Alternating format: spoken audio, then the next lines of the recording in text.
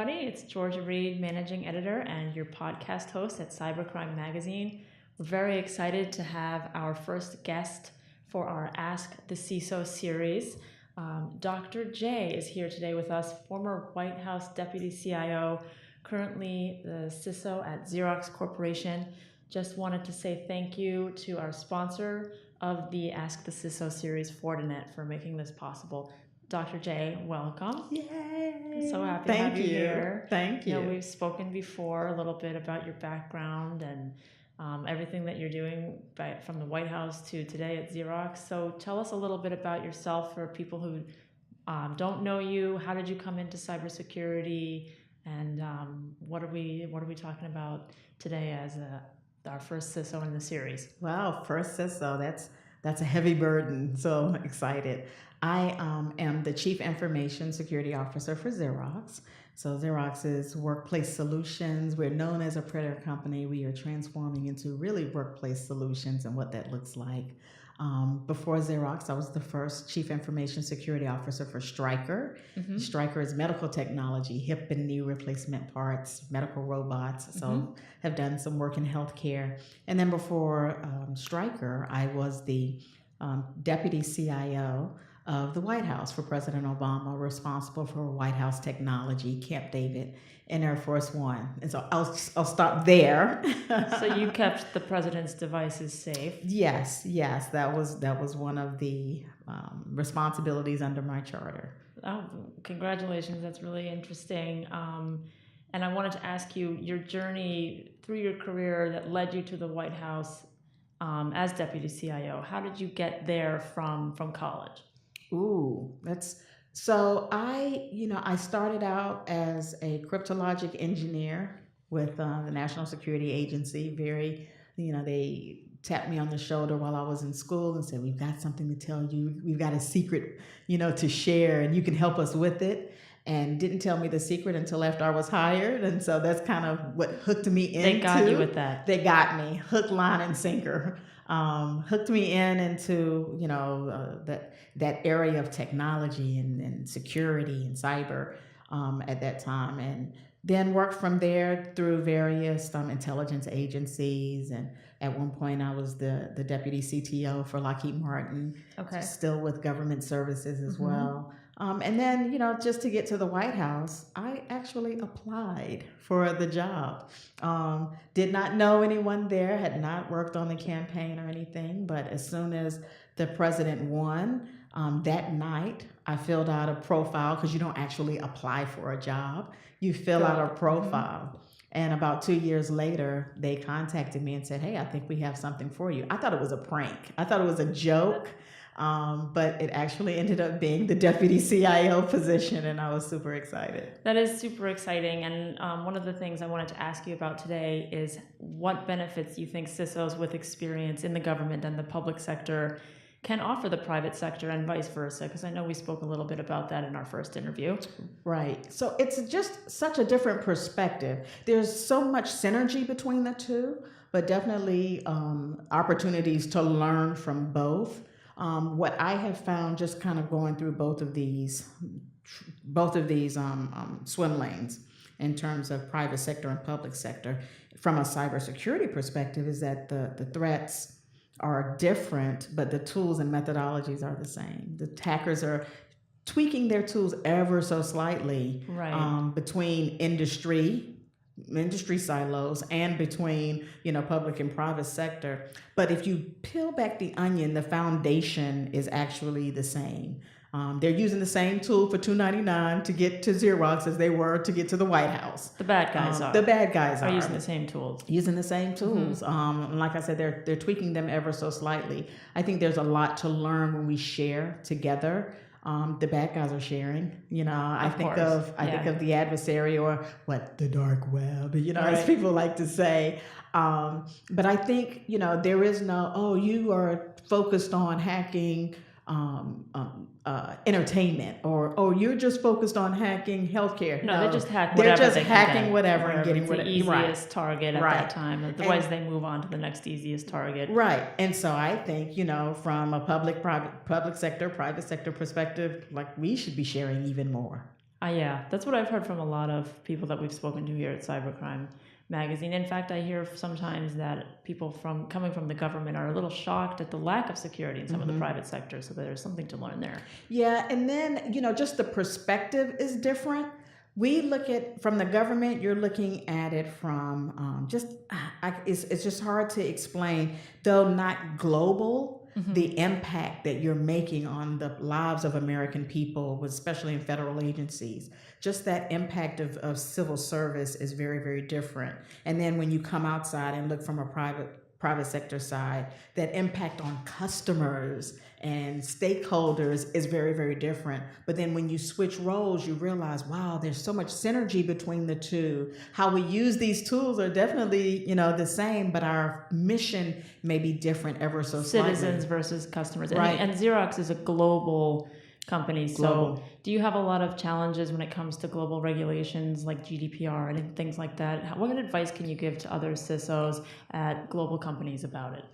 We try to stay on top of, and we actually do a very, very good job on staying on top of the compliance area. Our security compliance is super, super important.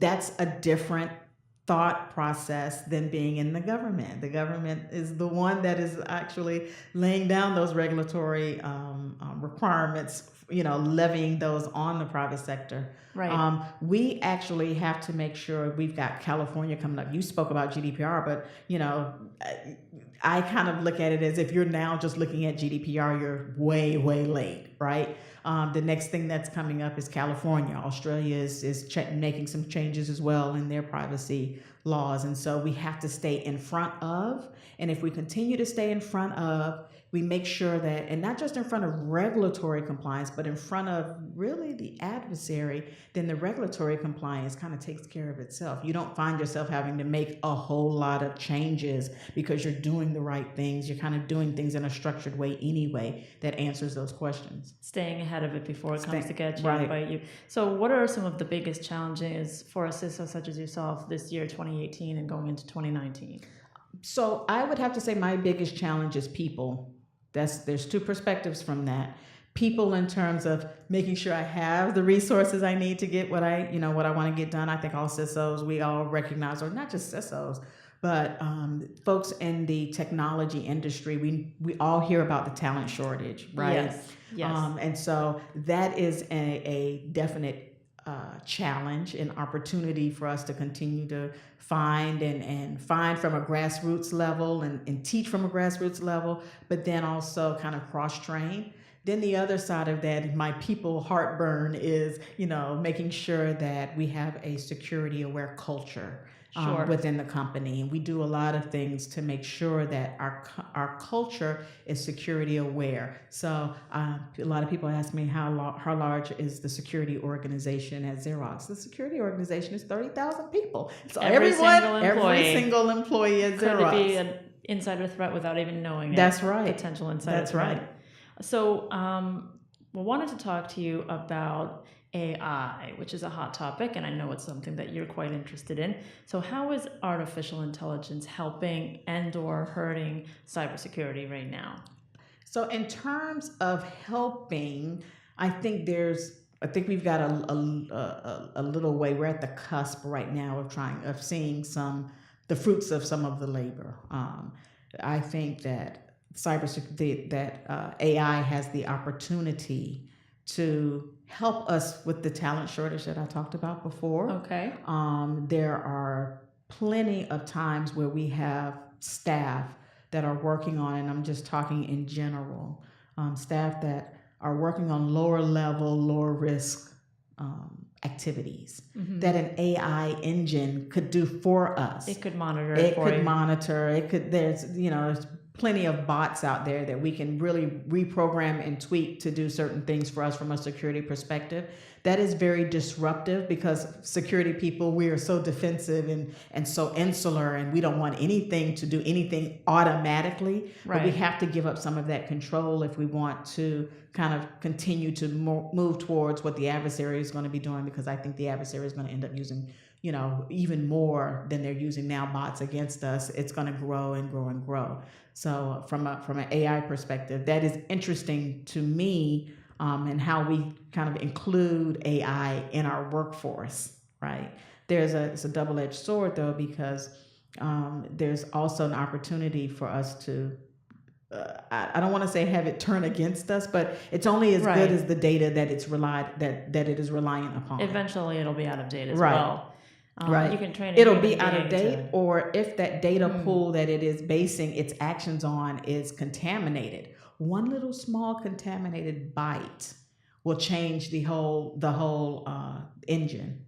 So I think I heard somewhere, one of our park researchers told me, it takes 3 times for an adult or something like this, 3 times for a child or a person to see a picture of a cat and know that it's a cat. And learn it, right? And learn it. It takes an AI engine exponential times, maybe 3 million times, to see that repetitively, to learn that it is a cat. And then once you introduce a picture of a dog and then say that it's a cat, now you've got to teach it all over again and kind of have to do some self-correction. And so my point is, when we start looking at AI, we've got to make sure the data set, it's going to be more important for us to look at that data set that the actions are being based upon, because good data in, of course, is good data out. Bad data in is going to really disrupt the entire AI engine and potentially cause more harm than good. This is such a hot topic right now.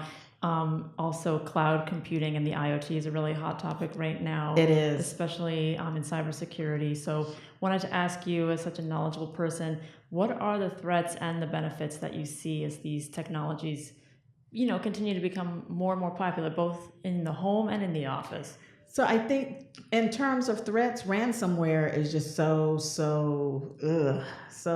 important when we look at IoT devices. Okay. If I'll take it just from out of the workplace. If you think about your home and how many IoT devices you have connected, we have what we would call at my house a smart home. Everything is connected. My garage door is connected.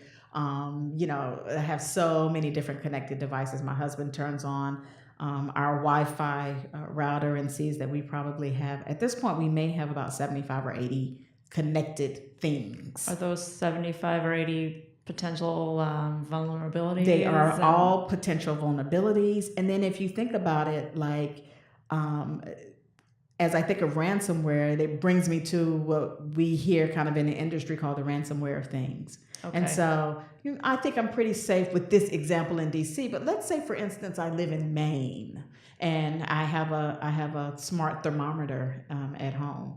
And so that thermometer, regulates the temperature in the house and all of that. And let's just say, for instance, there's a snowstorm, and this snowstorm happens in the summer. And so now I have just wild case, wild hypothetical. Snowstorm, Maine, summertime. Snowstorm, Maine, summertime, and I'm like, oh my gosh, it's freezing. I need some heat. Or we can not have it in the summer. We could really have it in the winter, but I need heat. That's the key. Okay.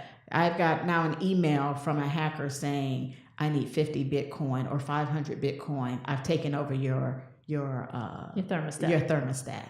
Now what do I do? Right. And so now you're moving now into the ransomware of things. Gotcha. Or you can't get into your garage. Now I've got, you give me this amount of Bitcoin, and now you can gain back control of your garage door opener. So we're not only talking about something that could be annoying, but also very dangerous and life-threatening. Very dangerous and life-threatening. But if you think of it from our perspective, you and I, we say, oh, I'm not afraid of that. If I think of it from my grandmother's perspective, then she's going to say, oh my gosh, what do I do? Should I call, should I call my granddaughter, or should I just go ahead and pay it? Let me just go ahead and pay it. That's the easiest way for me to get back into the house or something like that. So, we have to think of it from that perspective when we think of IoT. Now you introduce that to an environment in the workplace, then you now are expanding, because now we're in a position where we are not bound by an infrastructure, a set infrastructure or a set of boundaries or perimeters, right? Yeah. Data has its own legs. It's moving. It's going around. We have